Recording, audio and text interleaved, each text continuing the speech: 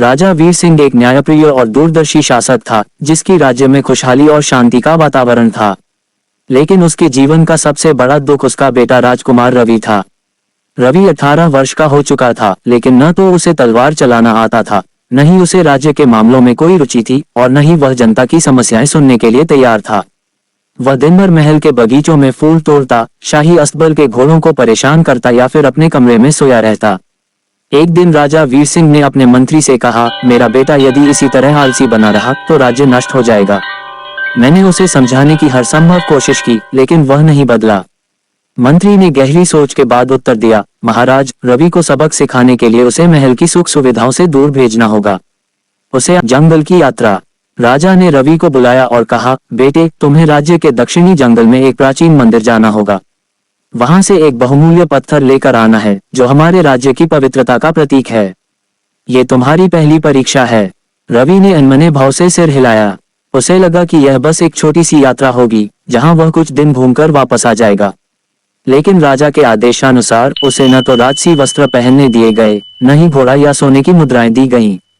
रवि को एक किसान के वेश में जंगल की ओर रवाना किया गया। पहले 2 दिन तो रवि ने फलों और जंगली जड़ी बूटियों से गुजारा किया, लेकिन तीसरे दिन उसे भयंकर भूख लगी। रास्ते में उसे एक गांव दिखाई दिया, जहां एक वृद्धा खेत में काम कर रही थी।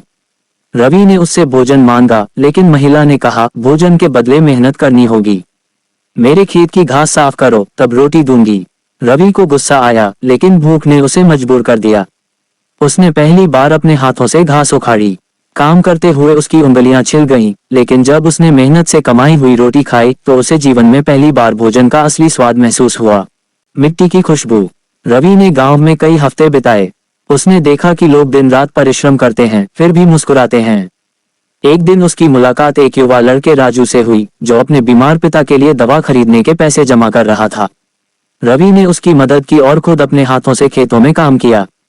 जब राजू के पिता ने उसे आशीर्वाद दिया तो रवि की आंखों में आंसू आ गए।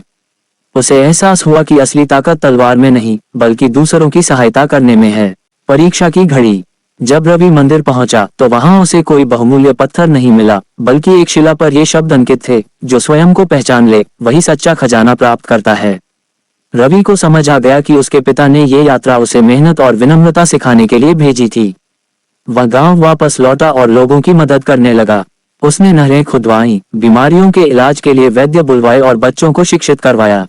जब रवि महल लौटा तो राजा वीर सिंह उसके बदले हुए रूप को देखकर हैरान रह गए। रवि के हाथों में मिट्टी के निशान थे, लेकिन उसके चेहरे पर चमक थी।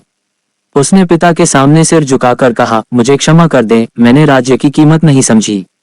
राजा मुस्कुराते हुए बोले, अब तुम्हारी आंखों में जनता की सेवा का जज्बा है। अब तुम सच्चे शासक बन चुके हो।